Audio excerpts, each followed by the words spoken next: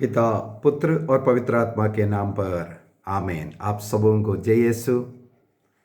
हम लोग, हमारा परिवार एक स्वर्ग है, इस विषय पर मनन चिंतन करते आ रहे हैं। उसका 21वां क्लास है। आज के इस क्लास में, बीती क्लासों में हम लोगों ने जो मनन चिंतन करते आया, उसका एक थोड़ा निचोड़ के रूप में कुछ बातें बताना चाहूँगा। बीती क्लासों में हम लोगों ने अनेकों विषयों पर मनन चिंतन किया। घर कैसे स्वर्ग बनता है, घर कैसे नरक बनता है, उसके लिए हमें क्या करना है, क्या नहीं करना है, आदि आदि। तो संक्षिप्त रूप में हमारे परिवार को, हमारे घर को जो स्वर्ग है उसको नरक बनाने वाले क्या क्या बातें हैं, और उसको स्वर्ग बनाए रखने के लिए मैं परिवार के लिए, पति पत्नी के लिए 10 आज्ञा, 10 कमांडमेंट्स, ये भी बता कर दूंगा। हमारे जो किताब है पारिवारिक प्रार्थना एवं धर्म शिक्षा ग्रंथ, इस किताब के अंदर इसके वर्णन दिया किया हुआ है। इस किताब के अंदर हमारे 7 संस्कार हैं, उसके विषय में बहुत ही सुंदर तरीके से सवाल जवाब के रूप में वर्णन किया है। और उसमें के विवाह के विषय में तो 7 संस्कार के विषय में है। पहला, जो परम प्रसाद ग्रहण करने वाले बच्चे हो या दृढ़ीकरण ग्रहण करने वाले बच्चे हो, या विवाह करने वाले युवक युवतियाँ हो, यदि इस किताब से पढ़ेंगे बहुत ही सुंदर ज्ञान हमारे संस्कारों के विषय में मिलेगा। तो उसी किताब में विवाह में दरार डालने वाले, तोड़ने वाले बातें, घर को स्वर्ग नहीं नरक बनाने वाली बातें, और स्वर्ग बना कर रखने के लिए दंपतियों के लिए 10 नियम, ये मैंने लिखा है। आप अपने जीवन में इसको बार बार पढ़ते हुए जो कमियां हैं उसको दूर करना है। वैवाहिक जीवन का अर्थ सही रीति से समझना है। केवल एक व्यक्ति अच्छा बनने से घर स्वर्ग नहीं बन सकता है। एक व्यक्ति, हाँ ज़रूर, उनके सहन, उनके क्षमा, उनके प्रार्थना के द्वारा वो उस परिवार को नाश होने से बचा सकता है। लेकिन मैं नहीं बोलूँगा उस घर में शांति रहेगा, क्योंकि शांति, घर स्वर्ग बने रहने के लिए, जैसे में हम लोगों ने पिछले क्लासों में मनन चिंतन किया,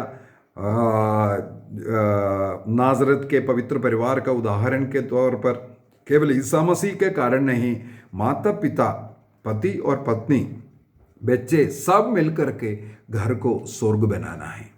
तो घर में नरक बनाने वाले कौन सी बातें हैं, इस पर सबसे पहले हम लोग थोड़ा मनन चिंतन करेंगे। घर को स्वर्ग बनाने के लिए सबसे पहले हमने मनन चिंतन किया, हमारे घर में पिता, पुत्र, पवित्र आत्मा का प्यार होना है। पारिवारिक प्रार्थना के द्वारा ये संभव हो सकता है।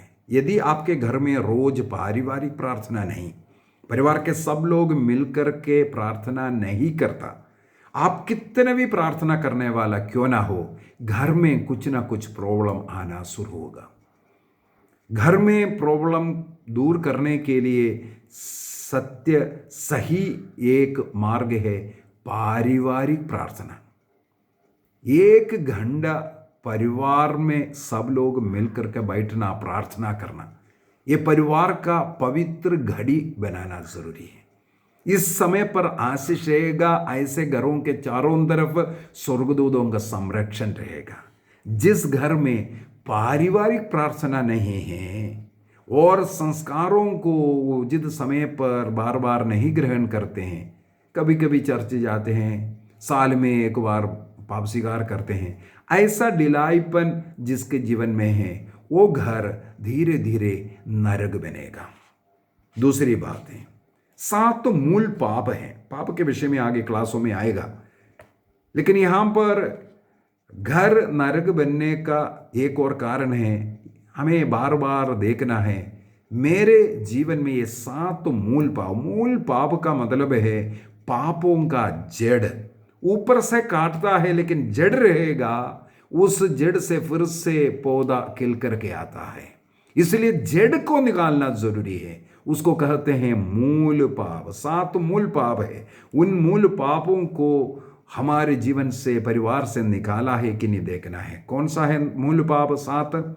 घमंड करना, क्रोध करना, आलस्य, ईर्ष्या करना, पेटूपन है और वासना का पाप है। घमंड, क्रोध, लोभ, ईर्ष्या, आलस्य, पेटूपन और वासना, ये 7 मूल पाप हमारे जीवन से, वैवाहिक जीवन से, पारिवारिक जीवन से, चाहे बच्चे हो, चाहे माता पिता हो, चाहे अन्य लोग हो, सबों के जीवन से दूर रखना जरूरी है। यदि ये पाप, केवल एक घमंड चाहिए, केवल एक ईर्ष्या चाहिए, या एक गुस्सा करने वाला चाहिए, इनमें से कोई एक भी हमारे घर को नरक बनाएगा। इसलिए बार बार उसके लिए पाप स्वीकार कीजिए, अपने जीवन से उसको निकालिए।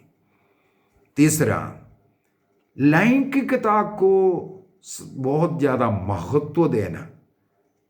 उसके द्वारा अश्लीलता जीवन में आएगा, व्यभिचार आएगा, गंदी पिक्चर देखना, गंदी फोटो देखना, ऐसे ऐसे आदतें शुरू होगा, वो घर नरक बनेगा। एक निर्णय करना, वैवाहिक जीवन के अंदर अपने जीवन के साथी के साथ मात्र जीवन जिएंगे, एक बचपन से लेने वाला निर्णय है। यदि उसका कोई हानि पहुंचाता है, उसके विरुद्ध में कोई पाप करता है, वो उस घर को नरक बना देगा। चौथा, यदि आपको नशे का आदत है, नशे के साथ लड़ाई झगड़ा आएगा, नशे के साथ वासना का पाप आएगा, नशे के साथ अन्य कई पाप जुड़ा हुआ है। अपने शरीर, अपने हृदय, अपनी आत्मा को भी नष्ट करता है, साथ ही साथ अपने परिवार को भी नष्ट करने वाला है। छोटी छोटी बातों में लड़ना झगड़ना, सहन करता नहीं, क्षमा नहीं करता, प्यार नहीं करता, इसलिए लड़ते हैं।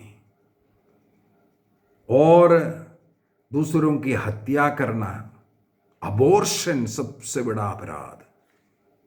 यदि घर में किसी का अबॉर्शन किया है, किसी ने अबॉर्शन किया, वो घर नरक बनता है। इसलिए इन पापों के लिए अच्छे पश्चाताप करते हुए, पाप स्वीकार करते हुए घर को हमें वापस स्वर्ग बनाने का प्रयत्न करना है।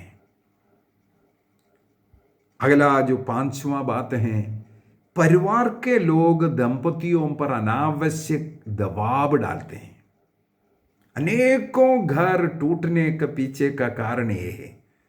बेटों का शादी किया, बहू आया, लेकिन उनके ऊपर अनावश्यक दबाव डालते हैं, पैसा लाने का या अन्य कोई सामग्री का, या उनकी निंदा करने का, उन्हें उनके माता पिता के बारे में बोल करके उन्हें प्रताड़ना, उन्हें नीचे दिखाना, ऐसे ऐसे चीजें।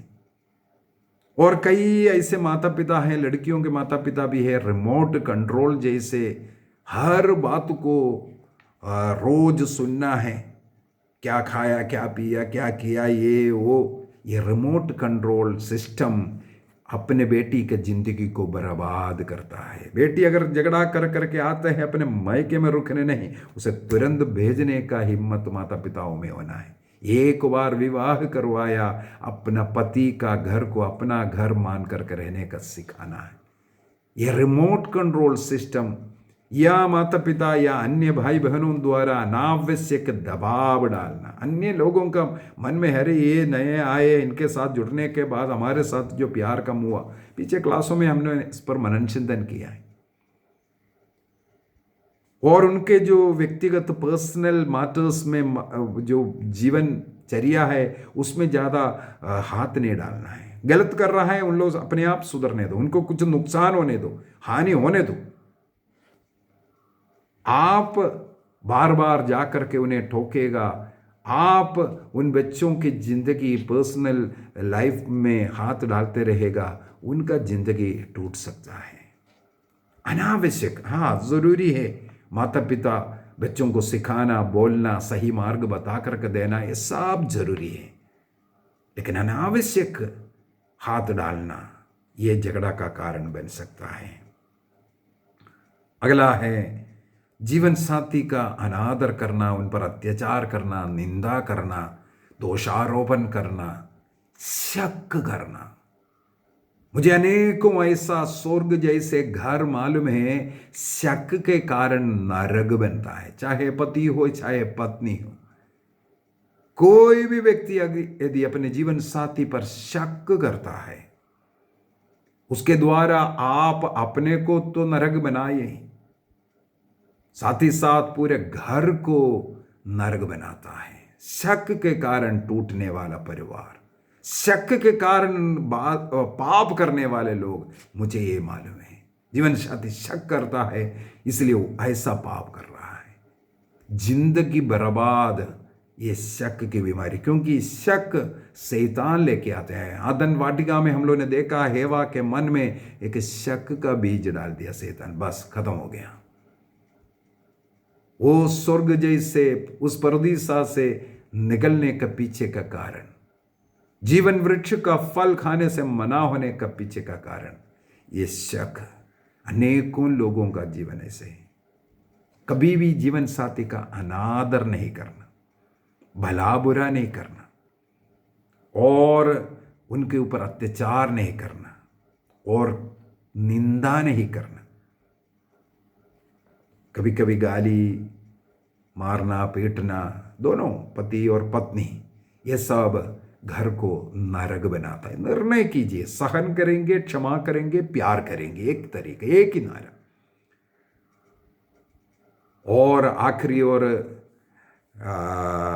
बहुत ही जरूरी बात है, अंधविश्वास, मूर्ति पूजा।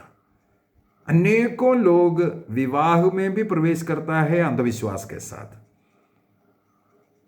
और इसके बाद अनेकों ऐसा अंधविश्वास के कर्म, ऐसे जिंदगी के अंदर ईश्वर को महत्व नहीं, बल्कि बाबा लोग, ताबीज, तंत्र मंत्र, जादू टोना को ज्यादा महत्व वो घर में लाता है। वो घर नरक बन गया, क्योंकि शैतान को तुम लाया।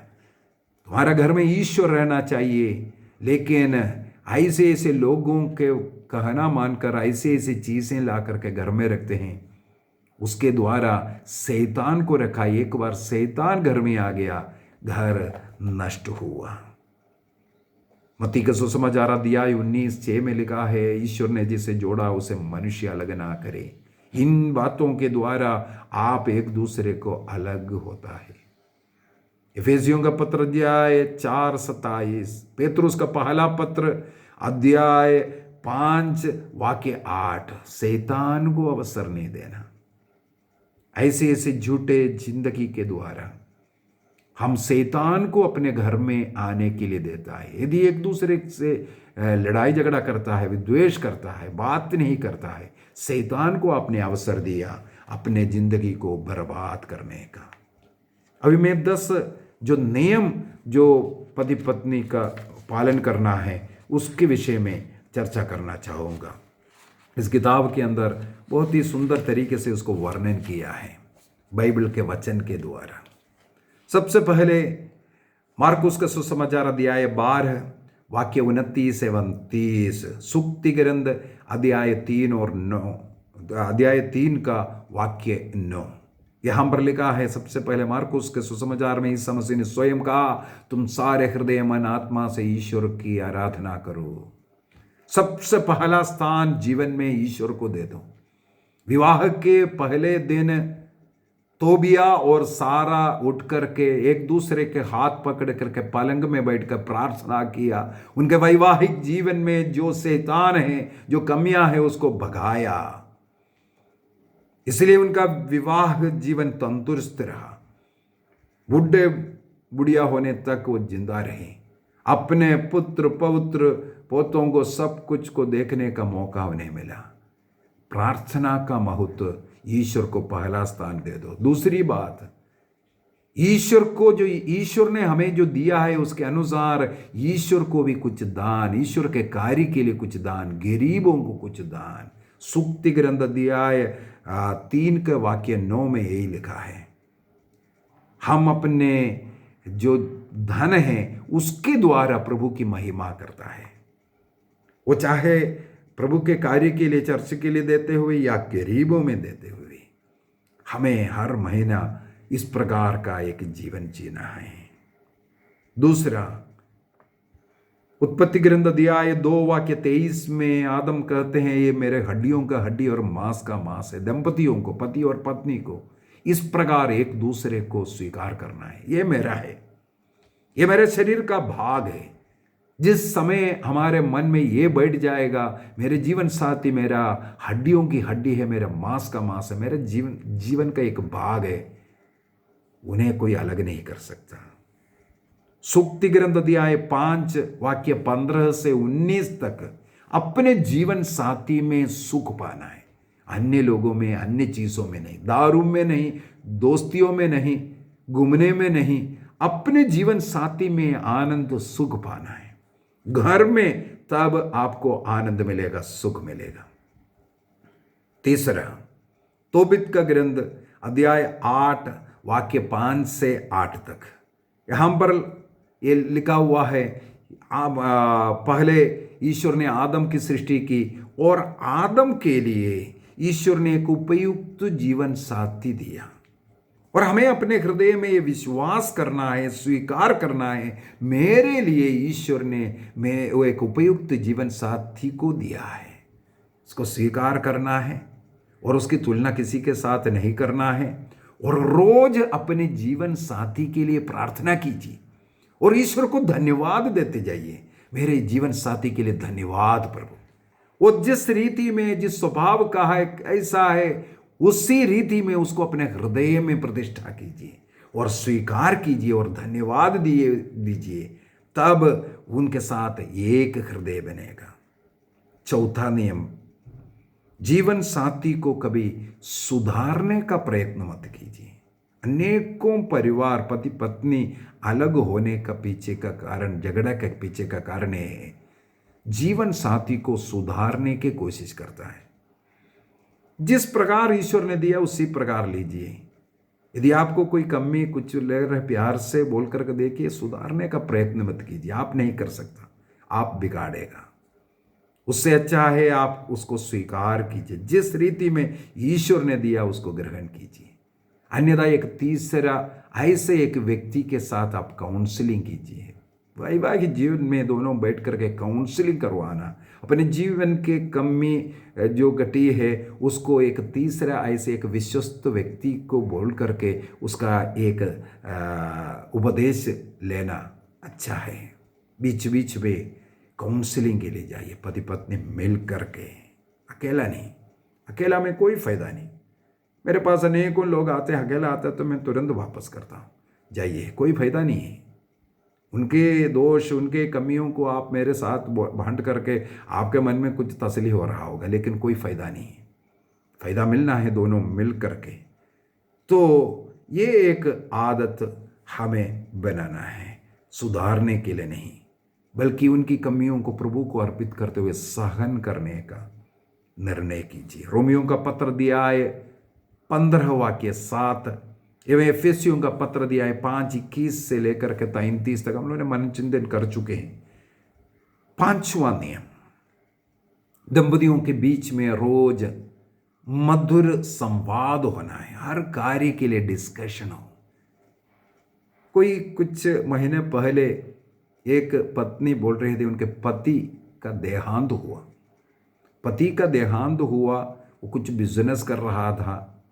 वो महिला बोल रही है किस किस के साथ क्या क्या लेन देन है, किसको पैसा दिया, कहाँ से आना है, हमें कुछ नहीं मालूम। ये छोड़िए, विदेश में नौकरी करने वाला एक व्यक्ति हमारे देश में आए, इधर आकर के उनका मृत्यु हो गई। कौन सी कंपनी में वो काम करता था, इतना तक अपने पत्नी को मालूम नहीं है। बहुत पैसा मिलने के लिए लाखों के। देखो एक कारण क्या है, परस्पर बातचीत नहीं। जो बातें आपस में डिस्कशन करना है, पति पत्नी एक है, उस एकता में बैठ करके दंपतियों को रोज मधुर संवाद होना चाहिए। एक दूसरे का निंदा करना, नीचा दिखाना, ये नहीं।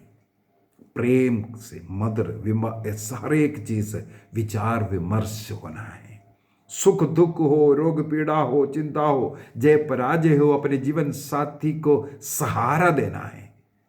चाहे पत्नी हो चाहे पति हो, जो कमजोर है उनको सहारा देना, सांत्वना देना, सराहना देना अच्छी चीजों के लिए और प्रोत्साहित करवाना, ये सब अपने जीवन में होना चाहिए। उपदेश ग्रंथ अध्याय 4 वाक्य 9 से 12 तक का वचन ये हमें सिखाता है। छठवां नियम कुरिन्थियों का पहला पत्र अध्याय 13 वाक्य 4 से 7 तक, एक दूसरे को सहन करना, क्षमा करना, प्यार करना। यदि हम एक दूसरे को प्यार करता है, एक दूसरे की कमियों को ढकेगा, सहन करेगा, क्षमा करेगा, यही घर को स्वर्ग बना सकता है। सातवां नियम पेतरुस का पहला पत्र अध्याय 5 वाक्य 8 और 9, जीवन साथी को कभी शक नहीं करना। शक की बीमारी अगर आ गया, सोच लेना जीवन बर्बाद है, कोई इलाज नहीं है उसका, मृत्यु तक ये आपको खाते रहेगा। इसलिए अपने जीवन साथी पर विश्वास को प्रकट करते हुए, बोलते हुए, इस शक की बीमारी को आप स्वयं जड़ से उखाड़ करके फेंकना, आंख बंद कर करके विश्वास करना और अपने मुंह से बोलना। ये इसके द्वारा आप उस शक के बीमारी को, उस जड़ को निकाल सकते हैं। सातवां नियम, घर में कभी भी गलत चीजें नहीं लाना। गलत धन हो या शराब हो या अन्य नशीली चीज हो। घर में बैठ करके जुआ नहीं खेलना, ताश नहीं खेलना, या बार बार दोस्तों को घर में नहीं लेके आना, अन्यथा वो घर नरक बन जाएगा। हमारा घर कोई होटल नहीं है, हमारा कई घर कोई दारू का अड्डा नहीं है, ताश खेलने वाला जुआ केंद्र नहीं है। हमारा घर स्वर्ग है। इसीलिए अपना दोस्ती सब बाहर होना चाहिए। हाँ, दोस्त आना जाना है, चाय पिला दी जाइए। प्रवक्ता ग्रंथ अध्याय 11 वाक्य 31, हर एक व्यक्ति को अपने घर में नहीं लाना, नहीं तो उस घर संकट में हो जाएगा। दारू पीने वाला व्यक्ति अपने उस घर वाले को दारू में नशे नींद की गोली डाल करके सुला करके पत्नी के साथ व्यभिचार करने वाला, बलात्कार करने वाला इंसिडेंट मुझे मालूम है। उस घर के बेटियों को बर्बाद करने वाले, दोस्त बन करके भाई के साथ आने वाले, बहन को लूट करके जाने वाले, कितने कहानियां हैं। इसलिए घर के अंदर ये दोस्तियां अच्छी नहीं है। आना जाना सब अच्छा है, लेकिन हमेशा होना और गलत पैसा हमारे घर को संकट में डालेगा। सूक्ति प्रवक्ता ग्रंथ 21 वाक्य 9, सूक्ति ग्रंथ 15:27। हम निर्णय करें, कोई भी ऐसा चीज गलत तरीका अपना करके नहीं लाएंगे। पैसा पैसा पैसा कर करके अनेकों लोग घर को संकट में डालता है। कहीं बीमार हो जाएगा या पुलिस में जाएगा, अन्य चीजों में जाएगा, वो पैसा आपके जिंदगी में वो दुख लेकर के आएगा। 9वां नियम, ईश्वर जो वैवाहिक जीवन में जो संदान देते हैं, ईश्वर का दान मान करके उसको ग्रहण कीजिए। यदि ईश्वर 1 करोड़ रुपया देगा तो क्या आप उसको नहीं चाहिए बोलेगा? उससे बढ़ करके एक अमूल्य रत्न है संदान के रूप में। कभी गर्भपात किसी का ना करें। जो ईश्वर ने दिया उस संदान को स्वीकार कीजिए, धन्यवाद दीजिए बच्चों के लिए। ईश्वर हमारे संतानों को आशीष देगा। स्तोत्र ग्रंथ 127 वाक्य 3 में लिखा है, ईश्वर पारितोषिक के रूप में आपको दिया है विवाहित जीवन में, और उन बच्चों को सही पालन पोषण करना हर एक माता पिता का कर्तव्य है। दोनों हाथ बढ़ा करके स्वीकार कीजिए, ईश्वरीय ज्ञान में उन्हें पालन पोषण कीजिए। प्रवक्ता ग्रंथ अध्याय 30 वाक्य 1 और 2। 10वां आज्ञा, अपने माता पिता, सास ससुर, भाई बहन, घर के बुजुर्ग लोग, ईश्वर के समान उन्हें भी प्यार कीजिए। कभी भी उनके विरुद्ध कुछ ना बोले। वो गलत होगा, वो अनपढ़ होगा, वो आपको गाली दे रहा होगा, आपके खिलाफ बोल रहा होगा, आपको पसंद नहीं कर रहा होगा, कुछ भी हो, कभी भी अपने माता पिता, सास ससुर को दुख होने नहीं देना। उनकी निंदा कभी नहीं करना। जब तक वो जीवित है उनका सेवा करते रहिए, उसके द्वारा आपको आशीष मिलेगा। प्रवक्ता ग्रंथ अध्याय 3 वाक्य 2 से 18 तक। और उसके लिए सबसे अच्छा उदाहरण है रूत का ग्रंथ अध्याय 1 वाक्य 16 और 17। रूत एक मोआबी स्त्री थी, एक अन्य जाति के, लेकिन ईसा मसीह का जन्म उस कुल के अंदर हुआ। तोबित का ग्रंथ अध्याय 10 वाक्य 10 से 13 तक। इसके अंदर भी हम लोग पढ़ते हैं किस प्रकार तोबिया से और सारा से उनके माता पिता कहते हैं सास ससुर का आदर सम्मान करना जीवन के अंत तक, ये ईश्वर का नियम है। ये 10 नियम अपने जीवन में अगर आप पालन करोगे, इस किताब के अंदर लिखा हुए बार बार पढ़िए, अपने अंदर जो भी कमियां हैं उसको दूर करने का प्रयत्न कीजिए, घर को स्वर्ग बनाइए। पिता, पुत्र और पवित्र आत्मा के नाम पर आमीन। आप सबों को जय यीशु, प्रभु की अनुग्रह आशीष आप